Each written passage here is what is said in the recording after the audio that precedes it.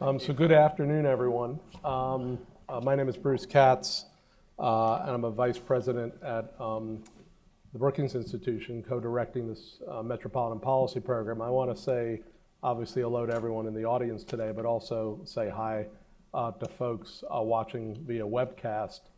And as we go forward, obviously, when we open it up to people in the audience, raise your hand, state your name, state the question.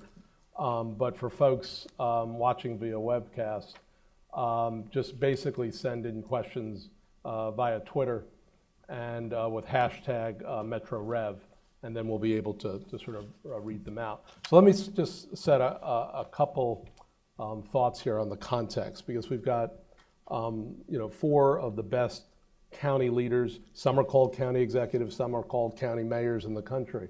The four of the best in the country, and I think what it's going to help us do is really sharpen the conversation, not just in general about what counties do, but what county governments do at a time when our economic challenges and our social challenges are really quite large in this country, at a time also when the federal and state governments are quite not acting at a level or a scale to sort of help address them. So a lot of folks who've been to Brookings events before will almost know the litany of the kind of economic challenges we have.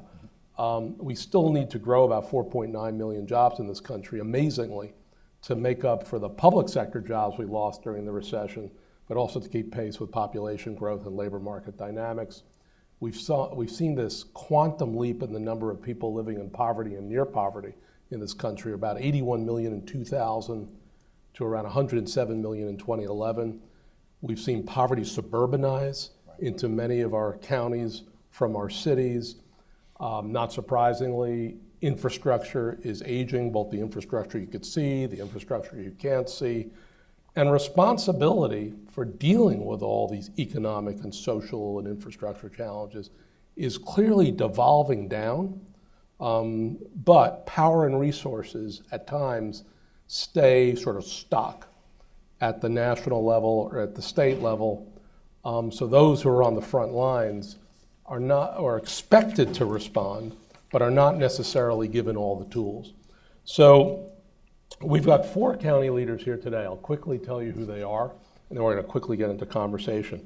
I'm going to go by length of service, okay, just so before anyone says I played favorites. So Maggie Brooks has been the county executive of Monroe County, which is obviously the home to Rochester, since 2004, the first woman to lead the county since the county was established in 1821, population 744,000.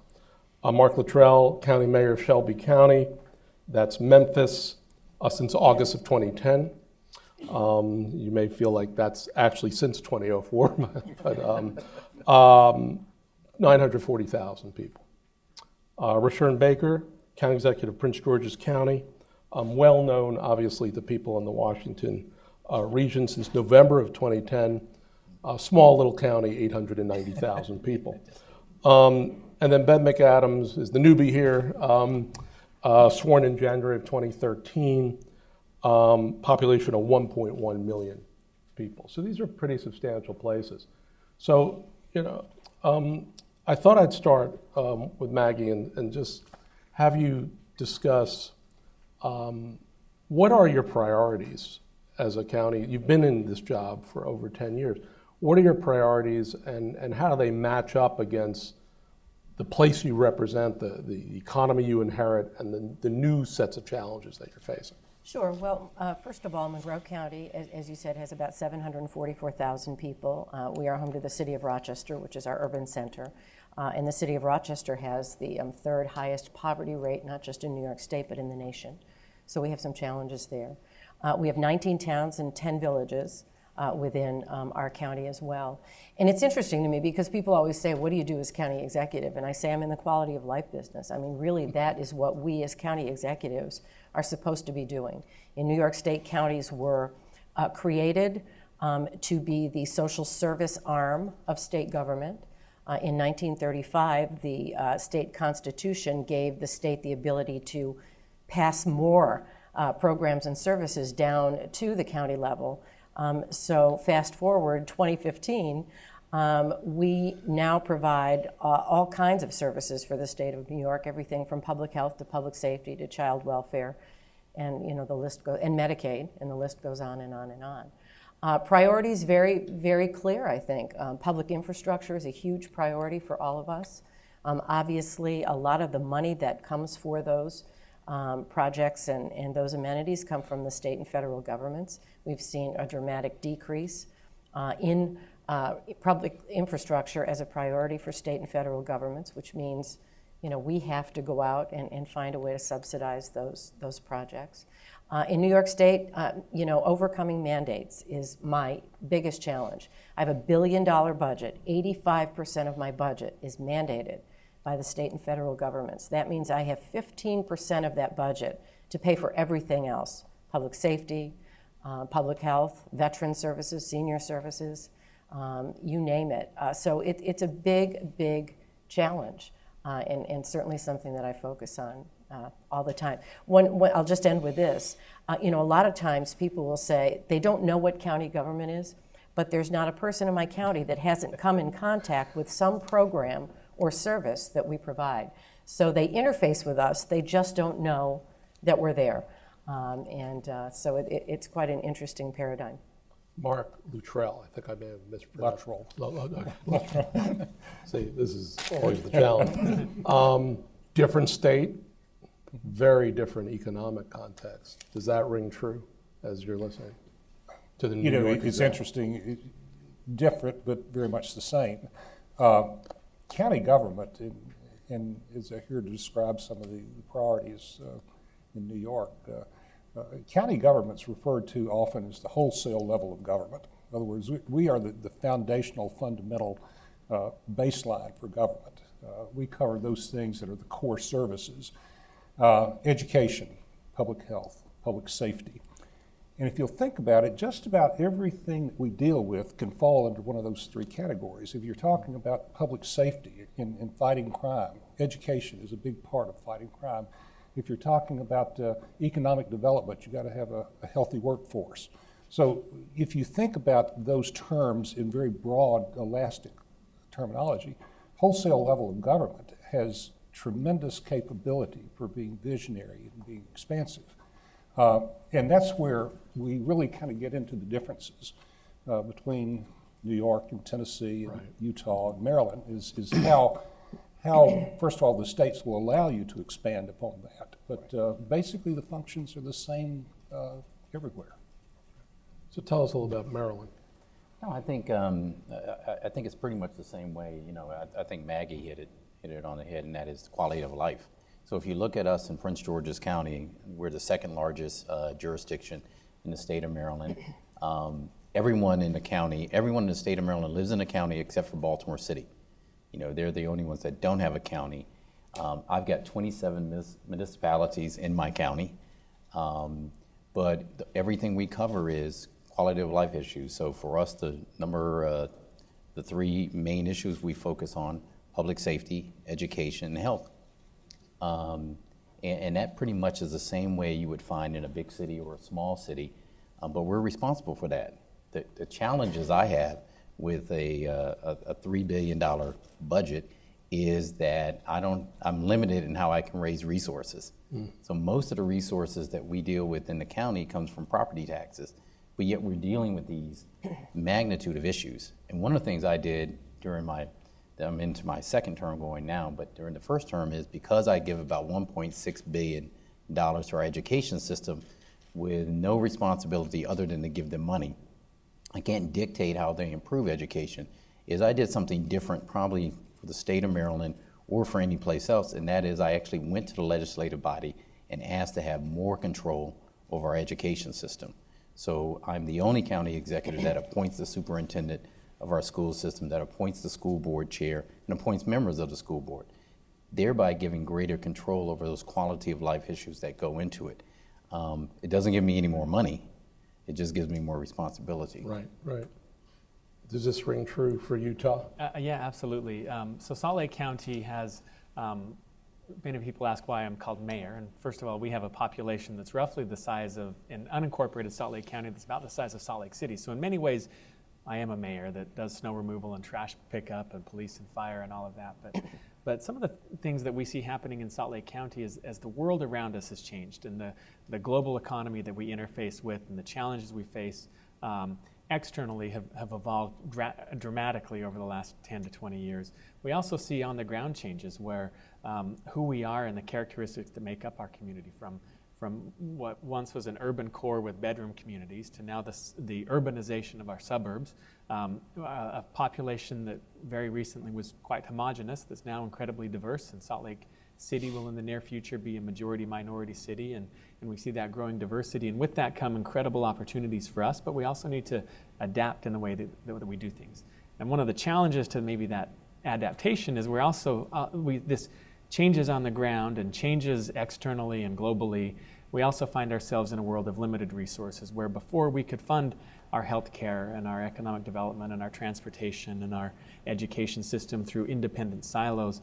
Well, today those revenues don't exist at the state level or the federal level like they used to. So we think we can innovate, we think we can make do, but we're going to have to do triple or double or triple bottom line return for these investments. We need to make sure that our transportation infrastructure serves an economic development need, connecting our workforce to our jobs, that we're looking at health goals in our economic development and in our transportation infrastructure. And quite frankly, we're often limited by federal formulas that come down to us and state formulas that say these revenue streams are siloed to do single projects, and we need them to serve two or three functions.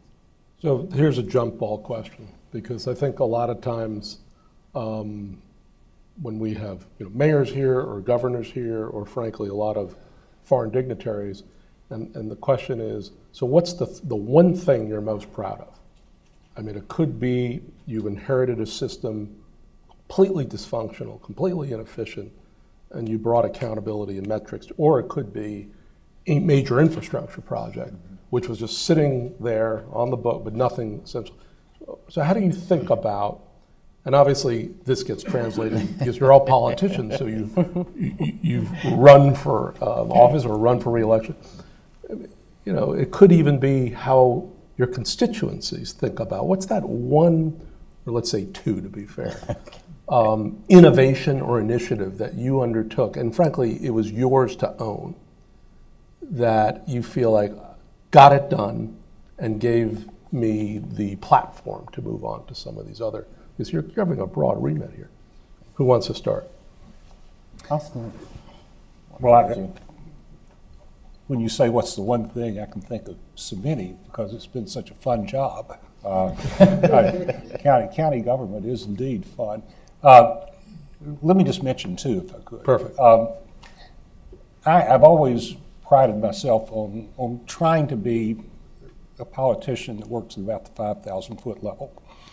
It's good to be visionary, but it's also, I think, good to be efficient and responsive and out there.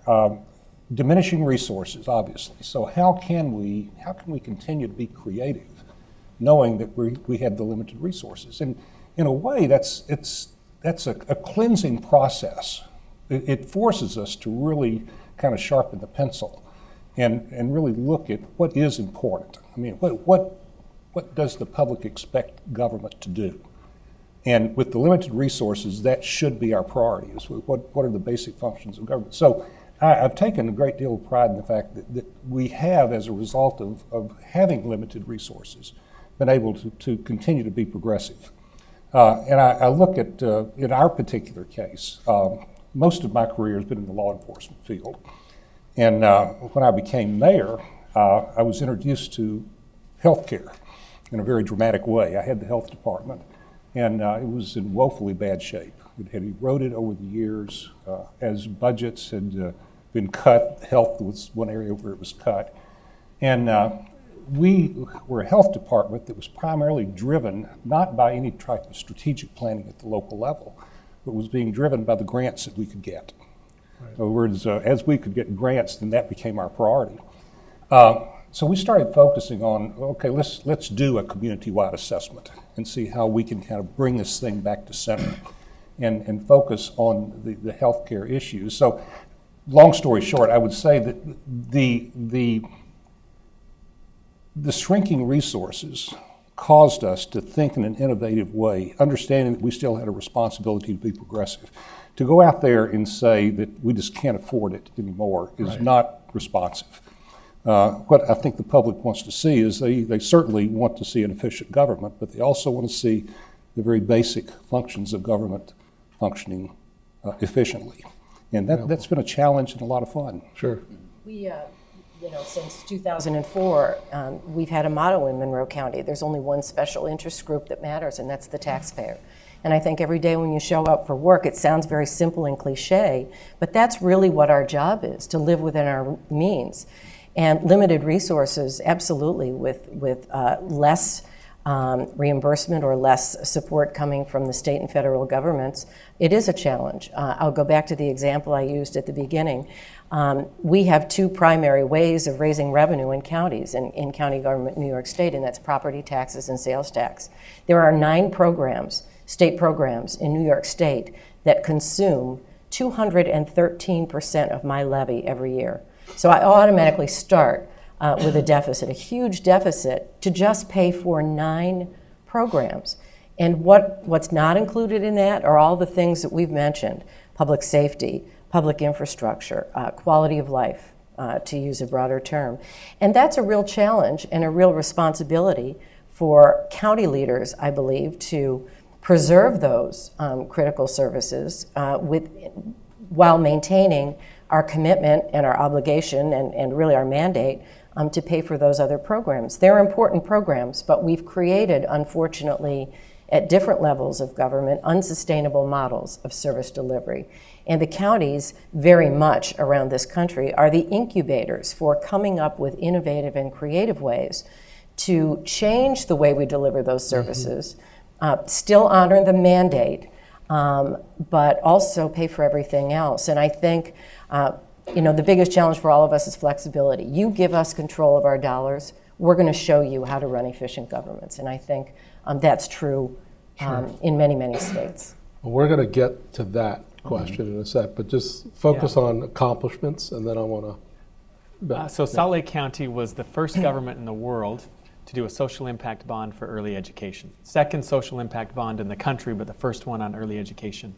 And we had an opportunity, soon after I was elected, we were looking at an evidence-based program that had support from the United Way of Salt Lake and Voices for Utah Children, and evidence-based program that said if we take kids with a certain demographic who are falling through our school system and give them a high-quality preschool learning opportunity, that we will see benefits to those kids, starting with savings that they won't need special ed, so an immediate avoidance of a cost, to juvenile justice, to a whole litany of cost avoidances and benefits down the road. And we said, well, we can bank against those cost avoidances to have an intervention, to fund the intervention today. So we did a partnership with Goldman Sachs and J.B. Pritzker, where they came in and funded our preschool program, and then we have a contractual arrangement where we will repay out of our savings the cost of those benefits if it's an evidence-based, if the evidence shows that the program succeeded. So it was innovative in the financing mechanism, but I think what was also innovative is, I think we walked the walk. We talk about wanting less rules and regulations from federal and state government, giving us the ability to innovate. Well, in this case, we know we want to see kids reading at grade level in the 3rd grade, but we didn't prescribe how the nonprofits are going to get there, what recipe they need to follow, because I'm a corporate finance attorney by background. Nothing in my education or experience qualifies me to dictate the successful recipe for an early education program. So we didn't.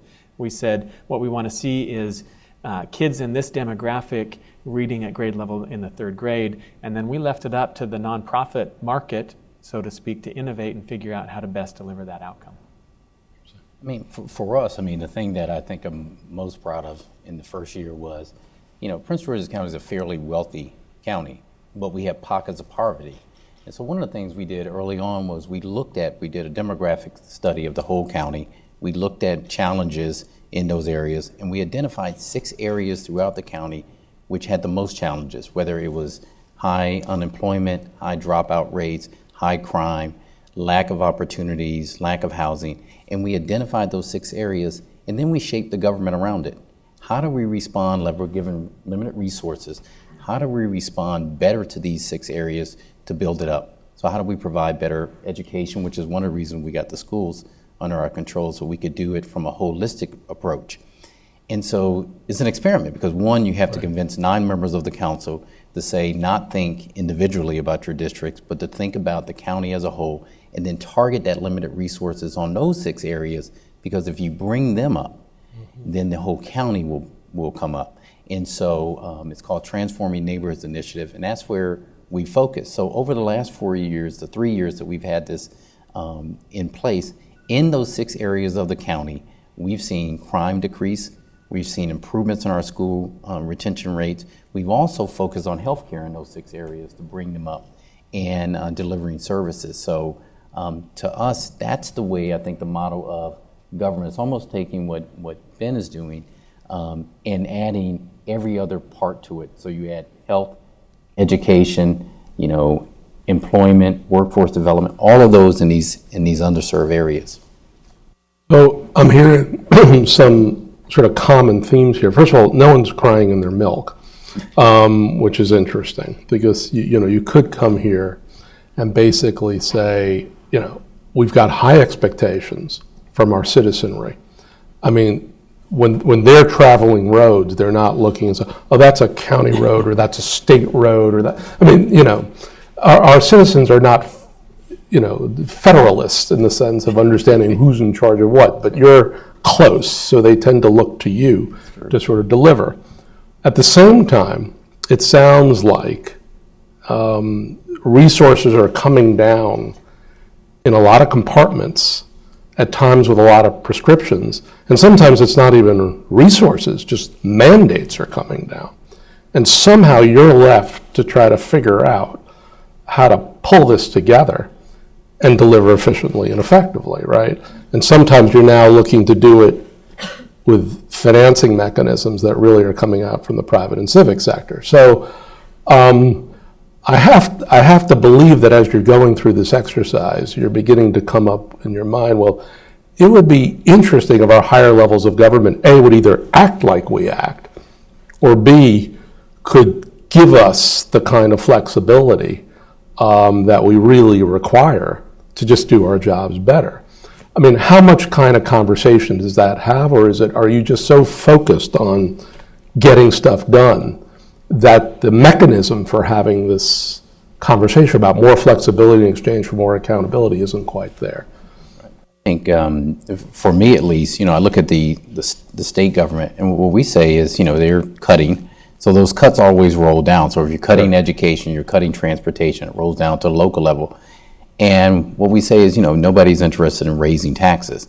So why don't you prioritize like we did? What we did, we said education, public safety, and health are the areas where we're going to focus on, and then expanding our commercial tax base, expanding the economy.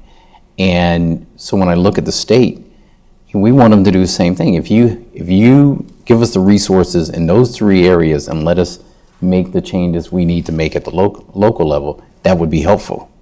And that's making it a priority. Right. I think one of the best things we can do, and I think we've all probably been frustrated when you try and direct any other level of government to do the things that you want them to do, but I think counties are in a unique position to lead by example. I know Monroe County has more shared service agreements than any other county in the state. We've become a model for simple things like, a centralized 911 system. It sounds simple, but it took many years to get there. A lot of the things that we do in public safety are shared services, promoting evidence-based services and programs. Nurse-Family Partnership is a federal program that we have tried to take to scale in Monroe County because it works and ultimately will save money. We piloted Medicaid as a huge burden in New York State, and counties, we're only one of 2 states where the counties actually pay 25% of the bill. My $1 billion budget that I mentioned, $181 million a year goes to Medicaid. That's our share, our local share. And so we led by example and created a fraud, waste, and abuse program that not only saved money for the county, but also for the state. So we're willing to say, state, look, give us some flexibility, give us some control over, give us a waiver for some of the rules and regulations, and we can save money for ourselves, but save money for you as well. And I think that's really what we need to be preaching as county governments is how can we show you by doing that if you let us pilot, if you let us become the incubators, we will save money for the various levels of government. I think it's a huge challenge, but certainly an opportunity as well. Very different approach to the conversation as a starting point. And I'll just say one other thing. It's very, and I said this, we were all together at Harvard Kennedy School of Government, and I said this, and a couple of people looked at me in a strange way, but in the public sector, innovation is investigated. In the private sector, it's celebrated.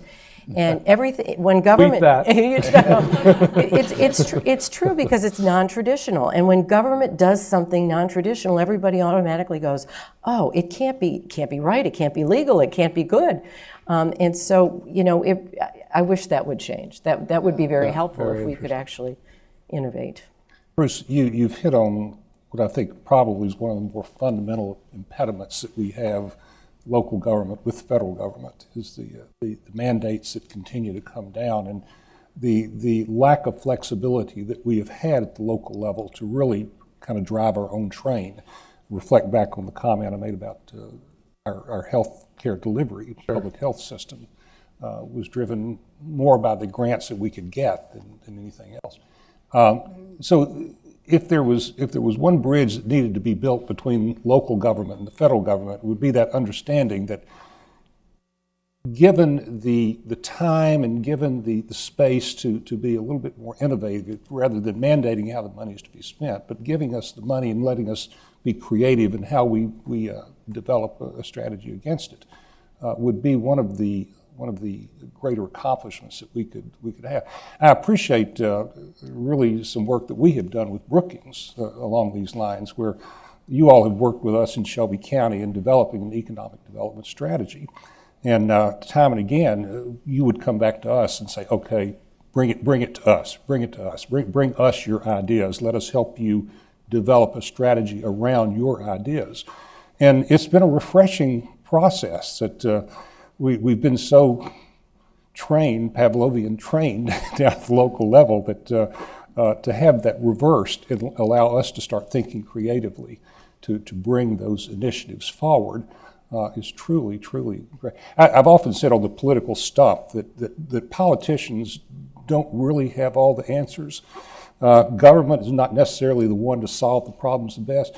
If we can just get into the creative genius of our community, and through that process, we could work our way through a lot of issues that right now we're not given the faith to do that. And let me ask you this question, is following on this, because it seems like some of this is a capacity question, really, because so much of when we talk about cities today and we talk about mayors of cities, we don't really talk as much about the formal powers of government at times. We talk almost about the informal power to convene stakeholders and get others to basically resolve problems in a collaborative way. So as you were doing your Pay for Success effort, did that really happen within the county government, or are you basically pulling together nonprofits, private business leaders, and if it's a sort of a co-joined effort? Yeah, so it was actually led by the United Way of Salt Lake, who did a lot of the landscaping work and pulling this deal together. And I'm on the board of United Way of Salt Lake. And we took the proposal for the social impact bond to our state legislature, who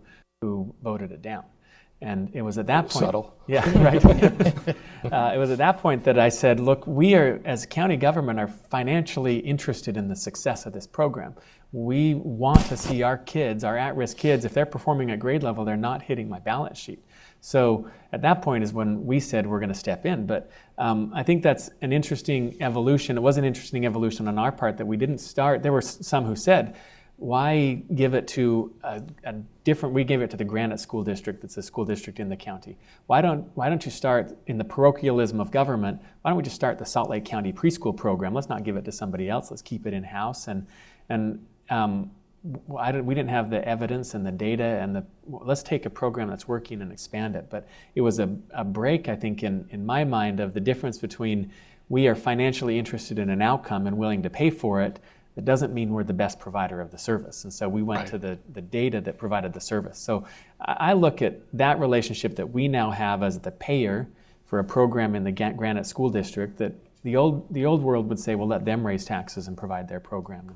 And we entered into this new structure as maybe a model for the relationship between local government and the federal government. They're not disinterested in some of the things we're doing. They're financially interested in a robust and successful transportation network and healthy communities. We want maybe that revenue keeps flowing to the extent that it's still available. But don't tell us how. Tell us maybe what you want to see, but don't be so prescriptive that we can't innovate and do it in the best way that reflects the values on the ground. There's an interesting proposal in the president's budget. I mean, who knows what happens with anything in the next 2 years in Washington. But they would join up the home program, the community development block grant program, some of the HHS block grant programs, and basically allow places to come forward and say, do you have a better idea how you would essentially design, finance, and deliver the objectives of these disparate programs that would align with your particular place and particular set? I mean, it sounds like, you know, we're getting to that kind of desired structure. I came from a meeting earlier this morning with a federal agency that'll go unnamed, but it's one of those meetings that I wish I could bottle up and keep it forever, because they said, we see that you're doing some really innovative things with this federal revenue stream. Can you tell us where we get in the way, how we can help you to support, to derive some outcomes and goals that you want to see, and then get the regulations out of the way that are inhibiting you from achieving those goals? That was the first conversation of many that I think need to happen. Right. You have some Twitter questions, because I mean, the one thing about Twitter sphere is you need to respond, and usually like that. This is an interesting question from a colleague in San Diego. San Diego has been part of the Global Cities Exchange, this effort to help cities in metropolitan areas design and deliver globally competitive strategies. So how are you seeing intergovernmental relationships between cities and counties change? Because some of you all have cities within the county, and sometimes the city, like Denver or Philly, is the county. I mean, I think the relationship, obviously the challenges within the urban centers have increased, and a lot of those challenges have now gone beyond the city limits and are in the suburban areas. We have a major anti-poverty initiative taking place in our community, and we're bringing together the stakeholders from United Way, from education, labor, all the stakeholders in the community, private sector, government is at the table. And one of the most eye-opening things right at the outset was that poverty is no longer just a city problem. And it's more of a global community problem, and we need to approach it that way. And I think the challenges are forced, it's kind of a forced marriage in some cases. The challenges are bringing us together around historic issues that we may not have come together on. And so there's, collaboration is now the new buzzword, I think, in a lot of counties. We don't talk about metro government anymore. We talk about collaboration and partnership and those kinds of things, which I think is actually adds a lot of depth to our ability to move the conversation forward. But I think, at least from where I sit in Monroe County, we have a great relationship with our city. Now, we don't have the education. The city has the educational challenges. The county really doesn't interface other than providing social service support for the school district. We don't have any direct control or finance responsibility. But we work very closely with our city on issues like poverty, community development. The majority of industrial development agency assistance dollars that we provide as a county go to the city of Rochester to create jobs and support companies. So I think there's a lot more blended and shared responsibility than we've ever seen before. We do the same thing. I mean, we've got so many, with 27 of them there. Some are big and some are very, very small. But around two really quality of life issues. One is public safety, because many of the municipalities have their own police force. They may be 6 officers, or they may be 25. but working with them on shared information that hadn't happened in the past around public safety. And then the other is economic development. So working with them, because you have some cities that are very sophisticated and others that aren't, and working with them on how we get a county vision for how we develop, especially next to the biggest city there is, and that's Washington, D.C. You know, how do you do economic development around these perimeters areas and really work with these cities and towns to really get the quality of life that they want? One of the distinctions, I think, in county government is that, to take my county as an example, I have 940,000 residents of Shelby County. Yet among those 940,000, we have rural, suburban, and urban. And so you've got all three dynamics, which you really don't see that in cities. You see that in counties. And in the course of my first campaign, as I was working the urban versus the suburban and the rural areas, I started listening to all of these priorities coming from all these different constituencies. And I said, how am I going to blend these together into some type of comprehensive plan for the county? And it can be done. It's just a matter of kind of getting into the weeds and start looking for those common denominators. Education is an example. We have 7 education systems in Shelby County. Each municipality has their own education system. Yet county government is the primary funder. We're the centralized funder.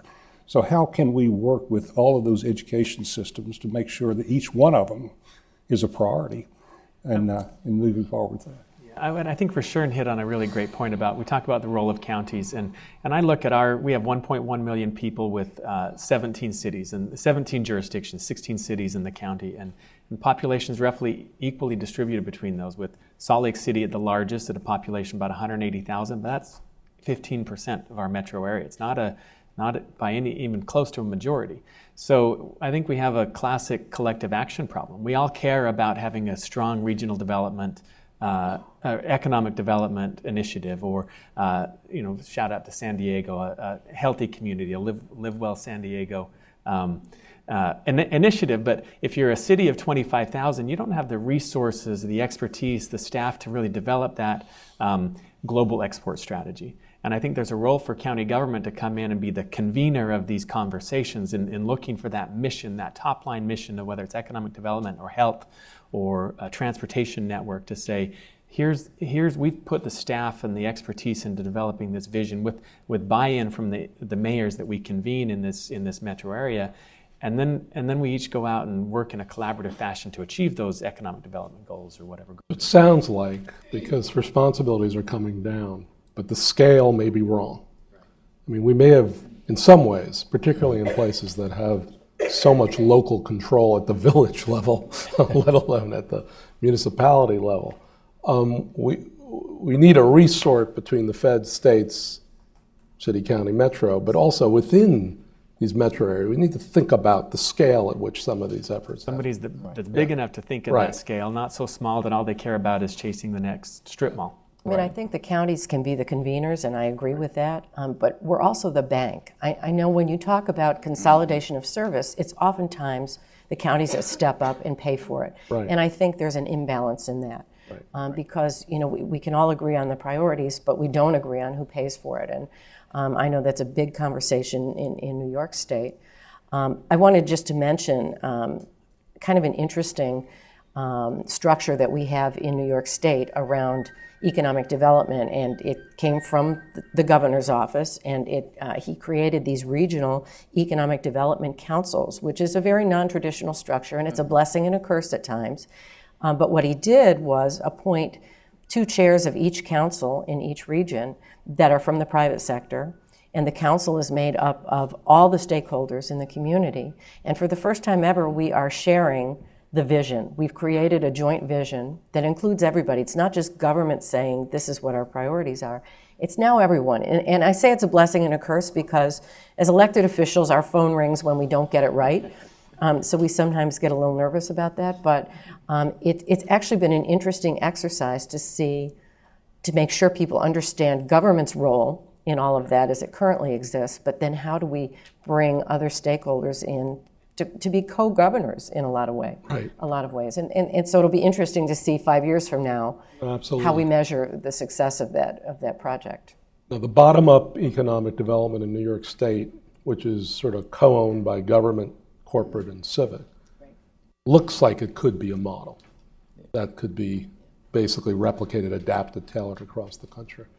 I think for us, at least, in terms of economic development, that's why working with, as Ben said, working with the cities and municipalities is so important, is that because you come up at the county level, especially with us, we're a large county, we're 500 square miles, but our economic hub is near Washington, D.C. So we need to make sure that what they're visioning at the local level, at the very city, town level, is in concert with what we vision as the county as a whole growing and where we're going to put the resources. Because as Maggie said, most of the money is coming from the county. It's not even coming from the state. It's actually coming from the county to do an economic development project. Right. So we announced a project we're doing right on the DC border in a very small town in an arts district.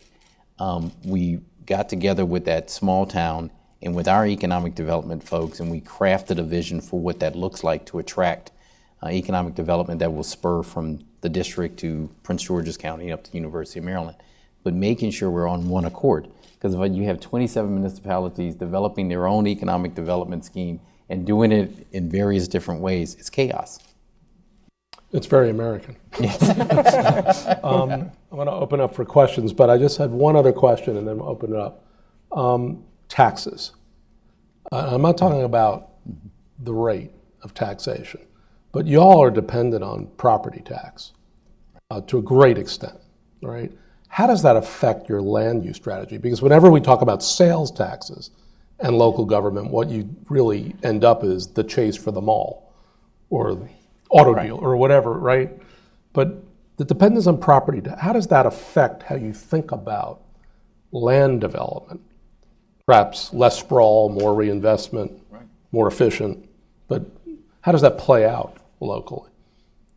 Or are you looking for a different mix, which may be quite difficult politically? No, I would say we have the ratio of our cost to revenue, right? And that's what drives our budget and our bottom line. And for me, it says, look, if we can increase density, if we can have more transit-oriented developments, then what we're going to do is we're going to alter that ratio. We're going to keep our costs fixed to some extent, and we're going to increase our revenue by bringing in value within the region. I think it's a smart economic development strategy, but it also, I think, begs a county or regional government that's actively in the front seat, if not the driver's seat, on economic development. Because if we're in the back seat, being approached to help attract the next grocery store or the next car dealership, which a lot of times we have done in the past, I'm agnostic as to whether an auto dealership's on the south side of the street or the right side of the north side of the street, but our cities are not. And so it takes us some discipline under some political pressure from mayors who want us to participate in moving the auto dealership to the other side of the street. It takes discipline and leadership, and I think having a vision and kind of a formula that we're going to follow with economic development. I think for us, the county was built on residential housing. Right. And so pretty much until the 90s, that's how we expanded and got revenues for education and everything else. And that issue big, more and more housing until the housing market collapsed. And then we realized that 70% of our revenue is coming from residential housing and less than 30% is coming from commercial tax base. So what we've tried to do over the last 4 years is to strike a balance where we're increasing the commercial tax base, which would give us greater revenues from businesses coming in here, retail, and less dependence on residential. So it's changed, and probably the benefit that we have is most of our municipalities don't have their own zoning authority. If they did, I'd be in real trouble. So don't do that in case anybody's listening. Don't pass that bill. But it does mean that how we think about our revenue, because it's our primary source of revenues, and in order for me to pay for the things that we need paid for, I can't depend on residential. I've got to improve the economic development and the commercial tax base and hope that I stay ahead of what the state is going to cut and send back to us. Right. So I've got right over here, In the sweater, yep, sweater. I'm Fred Altman, and my question is, you all represent the population, they see you, but you seem to have very limited influences on your federal representatives in terms of getting what you need. I don't understand why you can't develop more influence. It's interesting, we were talking about just that point in the green room. I think the cities have done a little bit better lobbying job than counties have done over the last few years. I like to think that we're starting to catch up as you see more out migration from the urban areas into the suburban areas and the rural areas. With that comes political clout. But the cities have been the centers. They've been our economic centers. They've been our education centers. It's really been the centers. Counties have just not kept up. My county is an example. It used to be the big city of Memphis, and then you had 6 villages. Well, now, over a course of 25 years, we've seen 3 of those 7 municipalities in Shelby County now are the largest cities in the state. So you're seeing a decentralization of the cities, in a sense, which then gives us a little bit more clout in the counties. Also, I don't know that really, particularly at the Washington level, that there's a full comprehension of the role of counties. We sometimes worry about the public perception of counties, but I don't know that Washington and the federal government and the array of federal departments that we have in our Congress really appreciate and understand the role of county governments. One of the reasons I appreciate this conversation today is that it's giving us an opportunity, one of the rare opportunities we've had nationally, to really focus on the role of county government. I've got to put in a plug for why many of us are in Washington this week. The National Association of Counties is, I think, it really embraced this particular need and concern as we continue to try to push our relevance beyond what it has been. But you're right, short answer.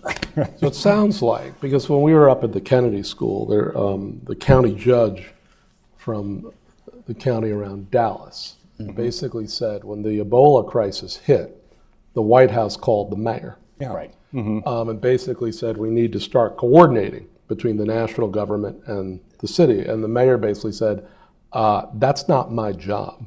That's the county's job. Right. So it's almost like when we have new mayors, new county leaders, new congressmen go up to the Kennedy School, maybe we just have the entire federal government basically take a week and begin to understand the different levels of federalism. Because I mean, we're talking, you have very clear sets of responsibilities in our system.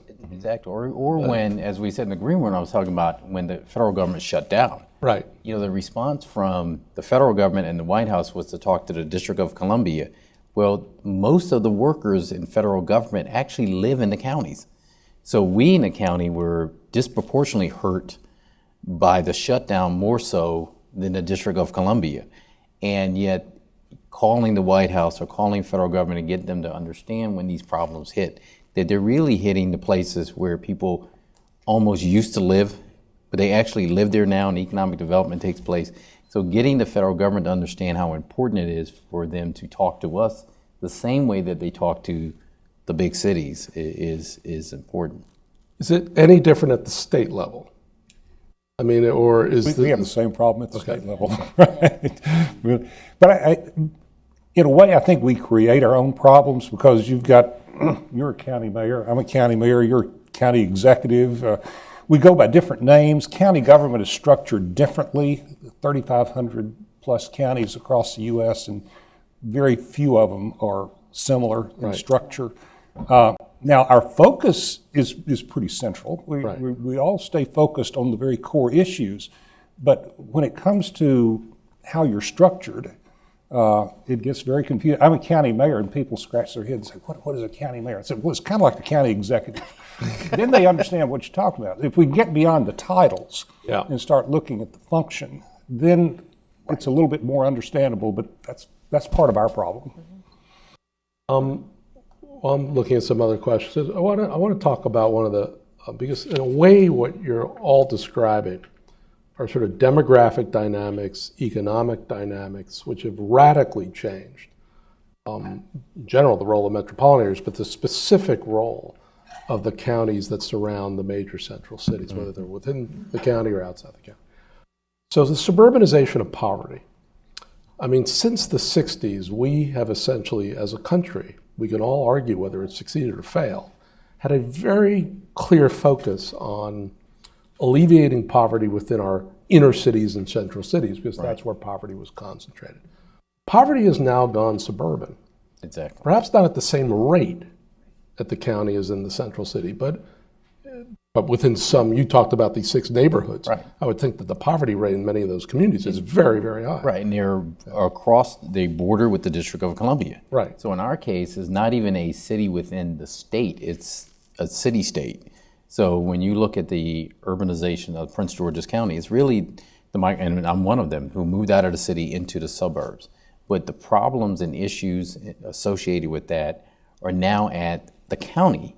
But yet when you look at, especially at the federal level, you look at programs, or even at the nonprofit, which is a big issue for us. If you look at the nonprofit and they think about solving critical education issues, education disparities, they don't think about the county. They'll think about DC, or they'll think about Baltimore City or Philadelphia, but they won't think that there are the same issues affecting us at the county level that we're looking for resources and ideas to solve. So do you have the tools and the rules to deal with the suburbanization of poverty, or do we need a much more radical change in how, not just as you're saying, government policies and resources are organized, but also private and civic responses? We spend a lot of money keeping people in poverty, and I think, as we have gotten into this anti-poverty initiative in Rochester and Monroe County, I think people are coming to the realization that a lot of the money that's being spent on poverty, to fight poverty, however you want to frame that, comes from the counties. I mean, we're in that business. We are the social service provider.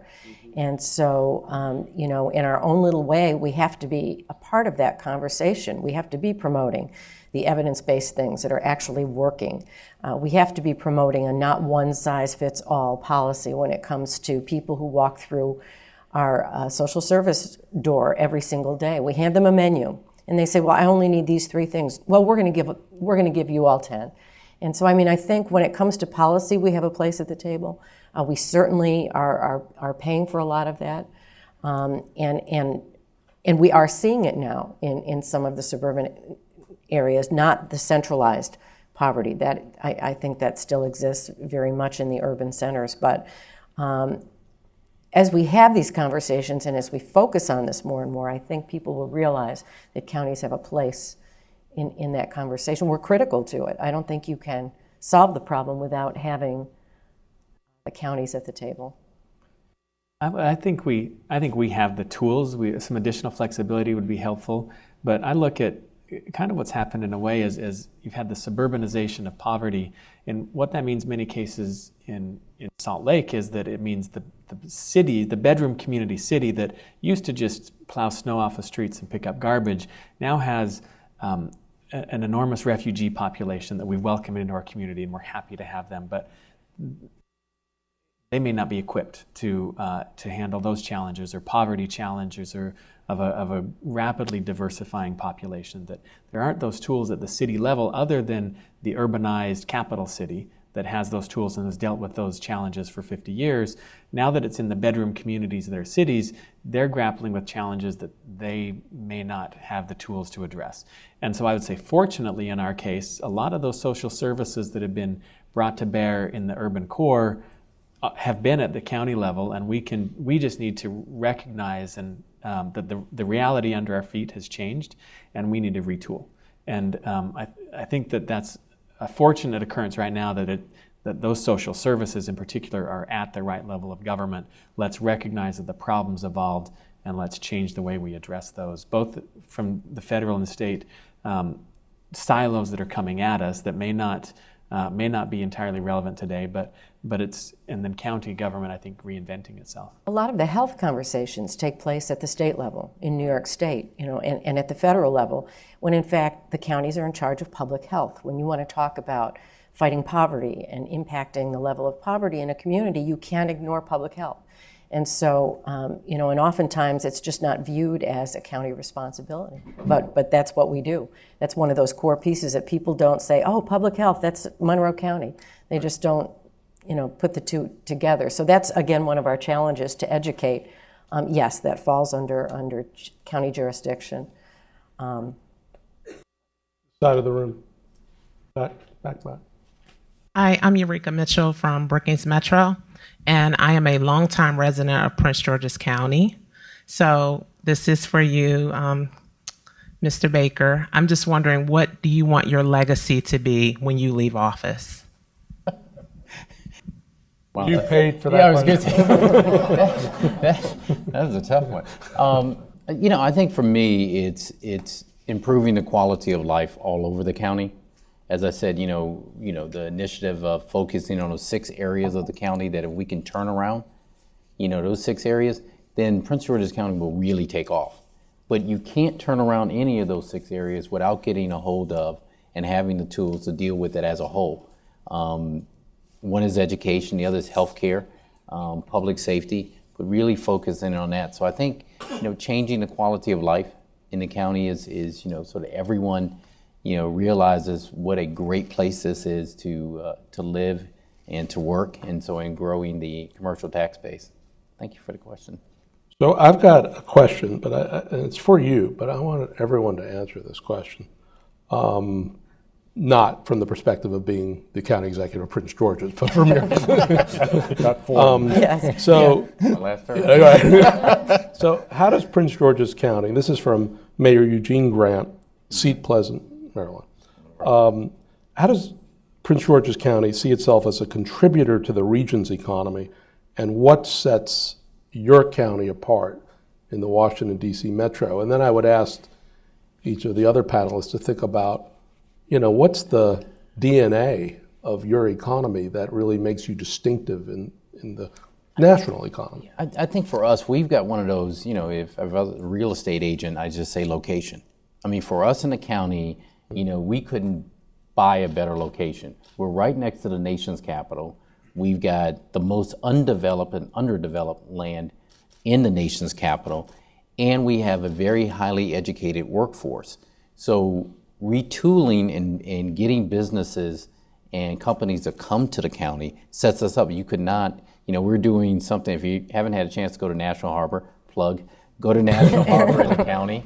It's great, it's off the water, and we're building a really destination resort there. But it's the location, the quality of the education of the folks that are in the county that sets us apart, and having the available land, which most places don't have around an urban center.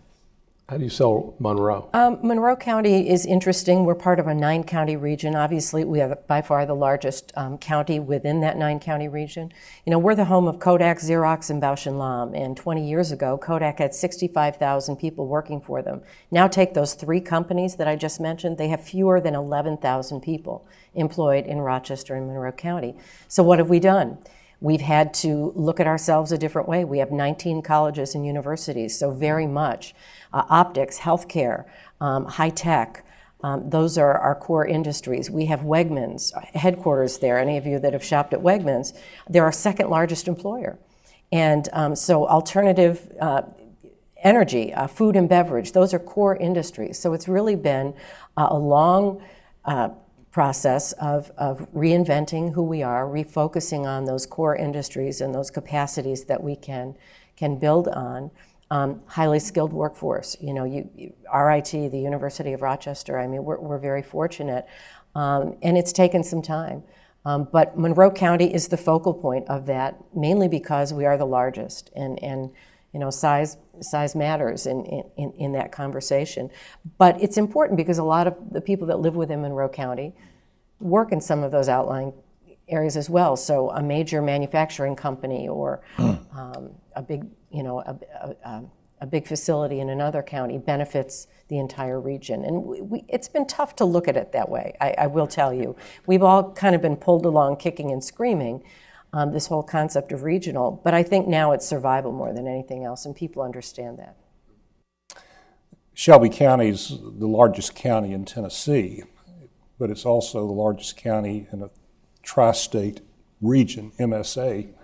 And of course, we would love to grow our economy in Shelby County and keep it in Tennessee, but the reality of it is in regionalism, DeSoto County, Mississippi, and Crittenden County, Arkansas are also going to be really benefiting from the logistical support that Memphis can provide.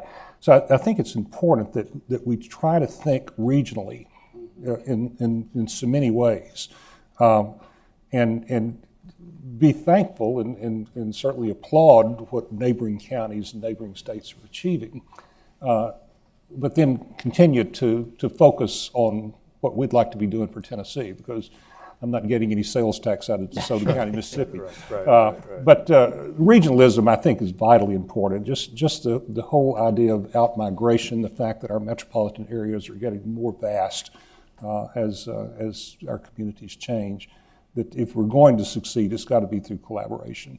We're doing it in transportation with our metropolitan planning organizations, our MPOs. I think, a good model for regional transportation issues. But also from an economic development standpoint, once again, Brookings, with the help of Brookings, we're working on a very comprehensive regional economic development plan. Education, we're trying to align our education goals in a tri-state area as well. All of it with the idea that if we can grow the region, of course, Memphis is going to be the central part of the region. Memphis is going to benefit.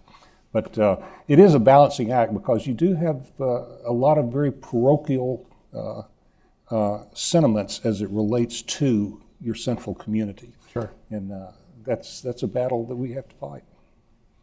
Well, I would say, first of all, one of the wonderful things about being a mayor in Salt Lake is our region really sells itself. We have low-cost energy, low taxes, educated workforce, one of the youngest workforces in the nation. We have, 30 minutes from a ski resort. I can leave during lunch and be up on the slope skiing. Not that I do, but you can. As mayor, I don't, but many people do, or hiking, or... You may want to repeat that for the webcast. That's right. Yeah. Being tweeted. An international airport with that's a Delta hub. You can get to anywhere in the country, usually with a direct flight. So we start from a great starting point. I think one of the roles of counties is there's a gap between, I think, state-level government that is business recruitment and chasing businesses to relocate. Local government that oftentimes is chasing shopping centers and auto dealerships. But what I see the role of our metro area government is creating places where economies thrive. A place where millennials want to live and work, so you can attract and retain that key workforce, and where businesses want to locate because of the quality of life, because of the great amenities of the metro region, and a place where innovation and ideas will thrive. And I think that's the role of county government, is really creating this incubator of where innovation will thrive. And can I just answer it from a barrier perspective? I think some of the barriers to regionalism, certainly education. You have a lot of urban school districts that are failing. People will not live in your urban center because of the school districts. You have the cost that comes with poverty, Medicaid, the programs that we support when you have an urban center. If you're surrounded by counties that don't have that urban center, people will choose to go there because the taxes will be lower. That's the reality. Less cost means lower taxes. And so I think those are some of the barriers. But I know in our area, the school district and the quality of schools has been a real challenge to get people.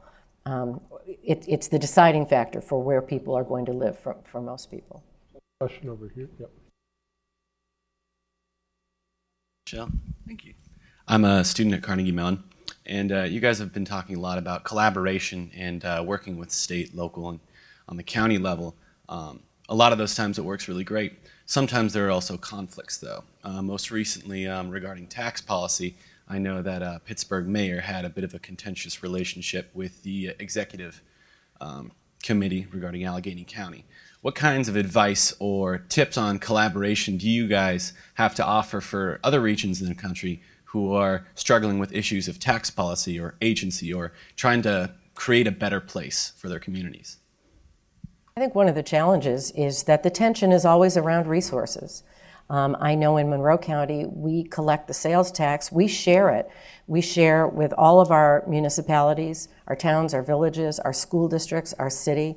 And once you start sharing and sharing the wealth, it's hard to ever change that dynamic of distribution of resources. And whenever you try, and let's face it, 20 years ago when our sales tax sharing formula was implemented, it was because the city needed help. Well, now the counties are struggling a little bit more. And so to go back and change that, it's almost an impossible conversation. So I think if we could somehow put politics and tension aside when we talk about resources and how we can maybe align resources with need, because that does change, we might be able to collaborate. That's where collaboration becomes a challenge, at least in my part of the world, is when we are talking about how money is distributed and how we'd like to change that to maybe meet a changing need. It's difficult. You can't take it away. There's so many different tax issues that we deal with. We deal with the TIFs, tax incremental financing, tourism development zones, foreign investment zones. All of these are variations of taxes that we have to deal with. And of course, in urban areas, you'll have urban level taxation versus rural area taxation. And it's a juggling act in so many ways, because we talk about an education deficiency when it comes to taxation. Explaining the taxation and how taxes work is one of the more complicated, challenging functions that I have. Taxes are a necessity, but certain taxes for certain purposes and how those taxes will tie up other taxes is one of the challenges that I wrestle with constantly.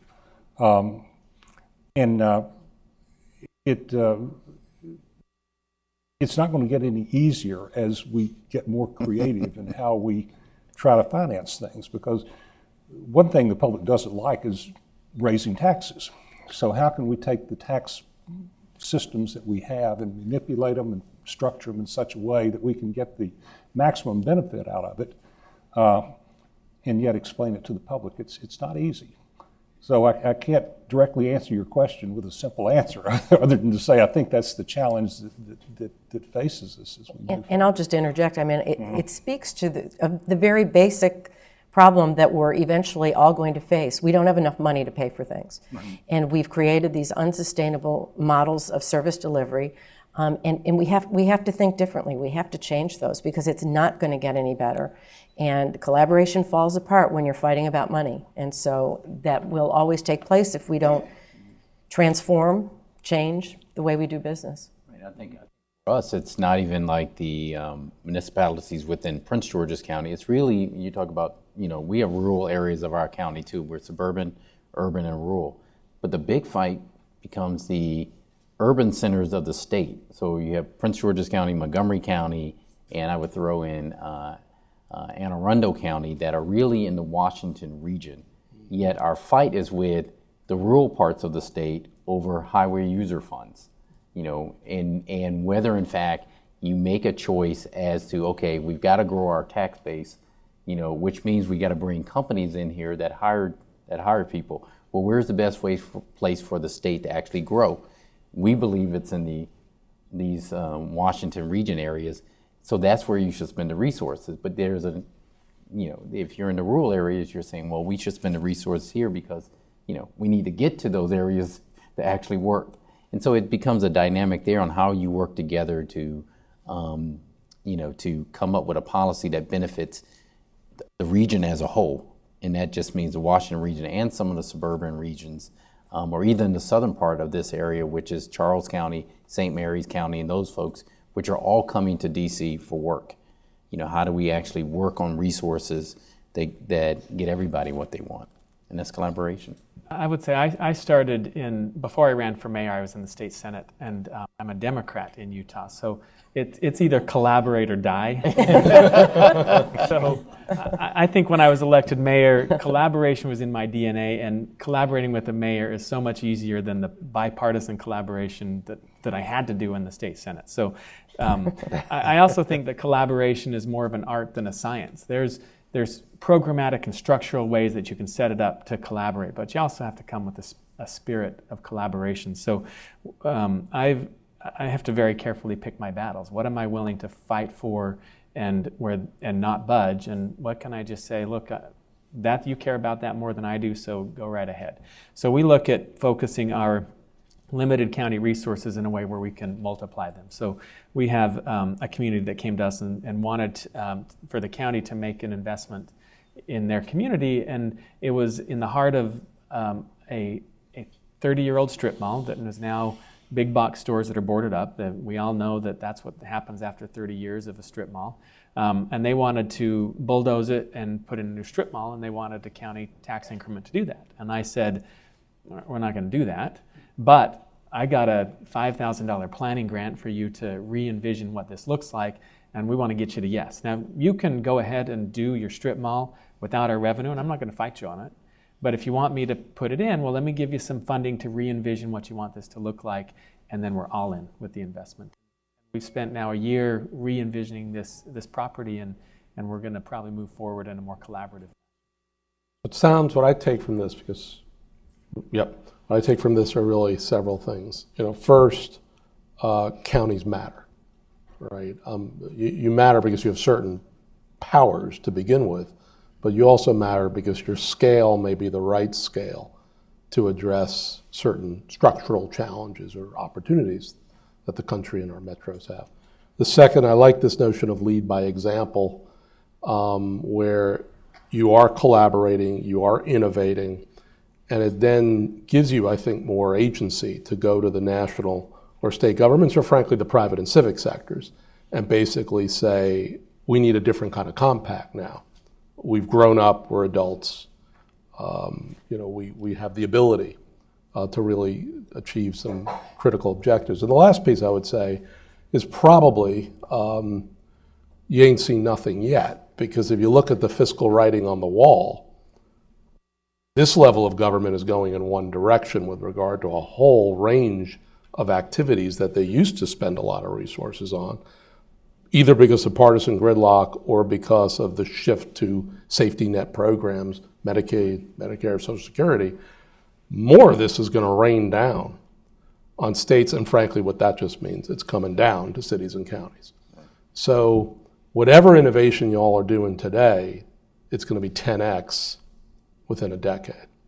So that's what I take from this conversation. I mean, this is a sort of like watch this space, because counties are going to be really, in many respects, they already are on the front lines of dynamic change, and now you're going to be even more the vanguard of policy innovation and progress. That's it from the Brookings Institution. Thank you to this panel. Thank you very much.